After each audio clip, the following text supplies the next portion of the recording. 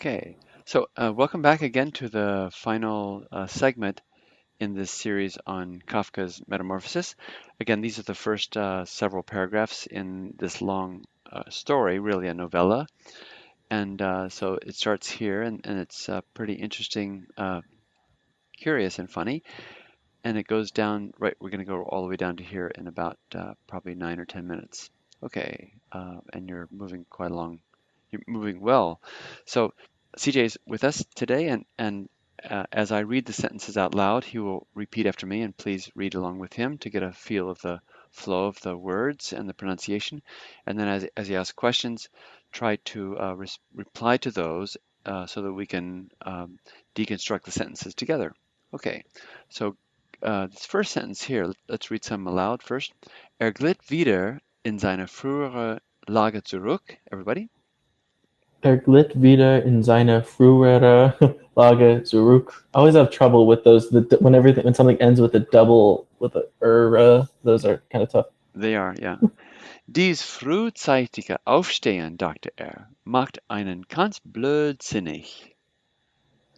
Dies frühzeitige Aufstehen, dachte macht einen ganz blödsinnig. Der Mensch muss seinen Schlaf haben. Der Mensch muss seinen Schlaf haben.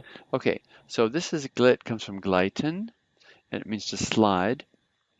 This is a past tense, but zurück is a several prefix, so it means he slid back is your core sentence, and there's no direct object here.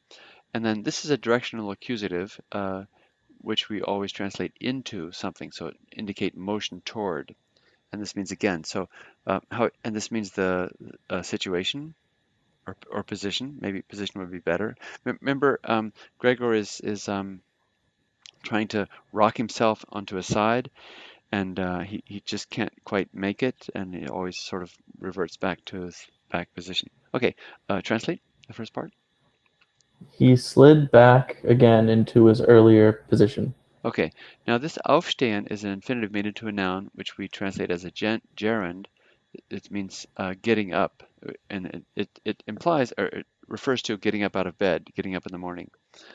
And this is just adjective. It's a, and all infinitives made into a noun are of the neuter gender. So that's why it's dies frühzeitige. He thought from denken, and then this makes one. And so this early rising, he thought, makes one. Now, einen, you might be a little bit curious about how to translate this, how to construe this, but this just means makes one, i.e. a person, and then quite crazy. Okay, you want to translate those first two lines? Sure. He slid again into his earlier position, slid back again. This early rising, he thought, makes one quite crazy. Going on. Der Mensch muss sein. Oh, we did that already. Now here you have, what's the verb complex there? Muss haben. And that means with a pronoun? Must. He must have. He must have. Good. And then here's your direct object, obviously. And let's do the next sentence. Andere Reisende. Well, translate this sentence before. Sorry. Der Mensch. A person must have his sleep. Good. Or the Or person. their sleep. Yeah. Good. Andere Reisende, this means other travelers, leben wie Haremsfrauen. Go ahead, translate. Other travelers, or traveling salesmen, it seems in this case, live as women of a harem. Ja. Wenn ich zum Beispiel im Laufe, here's a stylistic E, im Laufe des Vormittags ins Gasthaus zurückgehe. What's this a contraction for? Zoom or ins? Okay. In das. In das, good. Directional accusative, neuter noun. Zurückgehe, when I return or go back. Again, this is a compound verb. Let's see. How would you translate this little phrase here? Im Laufe des Vormittags. In the course of the, before midday, so like the late in the morning. Yeah, in the course of the early morning, you could say. No, Vormittags is actually any time before noon, so before lunchtime. Yeah. Let me just erase here to get smoother. Okay. So, um. So go up to here. Start with wenn. Okay. If I, for example, in the course of the morning, go back into the guest house Good. And then zu means what? in order to. Good, always. And then you always have an infinitive to transfer or to write over, literally, to transfer the acquired contracts. Um, um, and then what's the verb in the next after the comma? Sitzen, Sits in, and subject is? diese Herren. Yeah, these gentlemen, these Herren. And erst means first, but it also means only only at breakfast. Okay, so let's see. Do the whole thing from wenn down to Frühstück, so breakfast. If I, for example, in the course of the morning, go back into the guest house in order to transfer the, was this completed, Acquired. acquired contracts, Hmm. these gentlemen are only sitting at breakfast. Yeah, so he does all this work, goes out and gets all these contracts, and when he comes back to transfer the contracts or whatever to enter them, the other people who work in the company are just just just getting to the breakfast table. Okay, let's read on. Das sollte, and we're going down to right down to here, just so we remember where our goal is. Okay, das sollte ich bei meinem Chef versuchen. Everybody? Sorry, das sollte ich bei meinem Chef versuchen. Ich würde auf der Stelle hinausfliegen. Ich würde auf der Stelle hinausfliegen. Verb complex in the first sentence. Sollte, Yeah. and then versuchen.